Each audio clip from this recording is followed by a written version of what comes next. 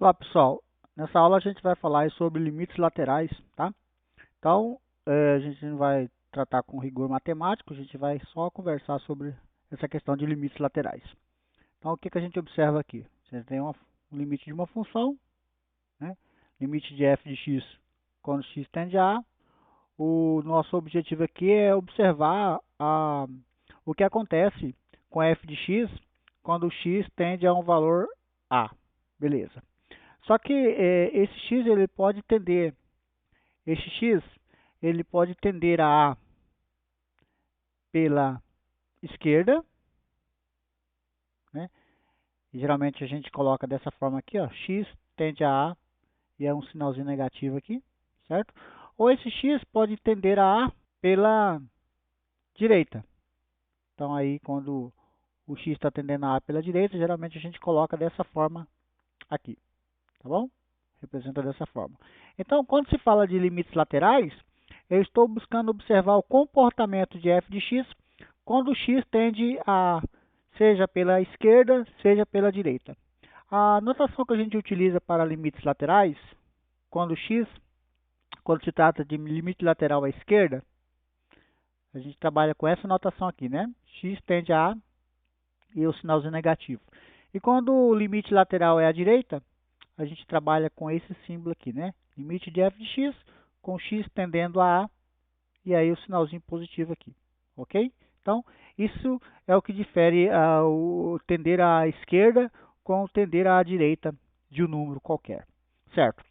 O que a gente observa? Que no estudo de limites laterais, a importância é quando você trabalha com funções por parte, porque nesse momento você vai ver a descontinuidade, você vai observar o que acontece com f de x, quando x tende a um valor pela esquerda, quando x tende a um valor pela direita.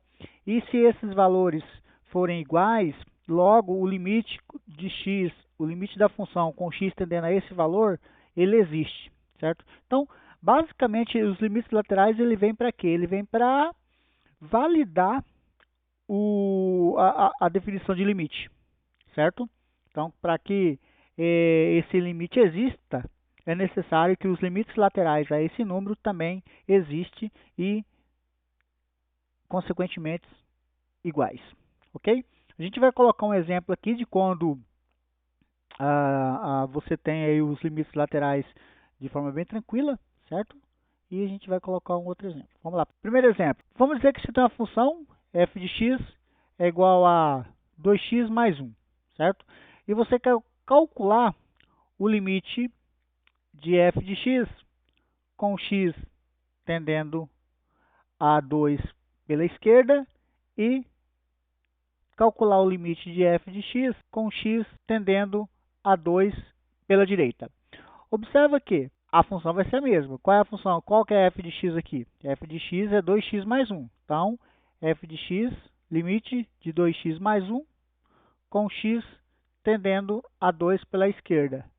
Logo, eu não tenho problema de substituir o x por 2, então o resultado aqui vai nos dar 5. Aqui, vamos misturar, né?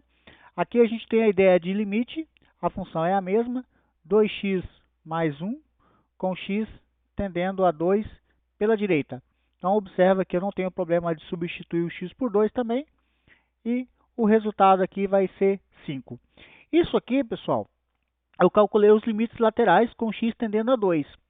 Logo, você observa que tanto pela esquerda quanto pela direita são iguais, esses limites. Então, logo eu posso concluir que o limite de f de x com x tendendo a 2, ele existe e o resultado dele é 5, ok? Olha o que acontece quando eu tenho uma situação igual a essa daqui, ó. Uma função definida por partes. G de x aqui vai ser igual a módulo de x sobre x, e aí nesse momento eu tenho que tomar cuidado que o x, que vai ser um resultado aqui, menos 1, se x for um valor menor que zero, e o resultado aqui vai ser 1 se x for maior que zero. Na verdade, não é bem o resultado, né? A função aqui ela vai ser de módulo x sobre x vai ser igual a menos 1 se eu tiver aí um x menor que zero. e o módulo de x sobre x será igual a 1 se eu tiver aí um valor de x maior que zero. Na prática, significa o quê? Quando eu estou trabalhando com os limites laterais. Vamos dizer que eu quero calcular o limite dessa função g de x com x tendendo a zero pela esquerda.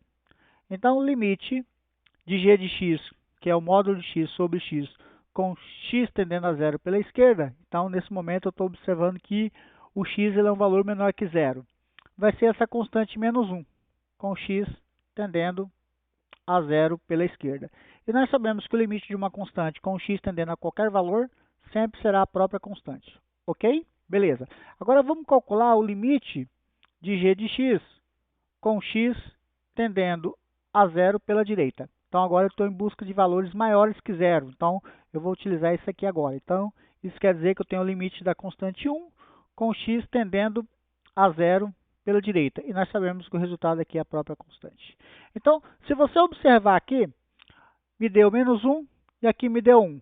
Então, eu posso escrever que o limite de g de x com x tendendo a zero pela esquerda é diferente do limite de g de x com x tendendo a zero pela direita, né? Logo, a gente pode afirmar, logo, o limite de g de x com x tendendo a zero não existe. Ok, pessoal? Então, essa é a importância de você estudar os limites laterais. Até a próxima.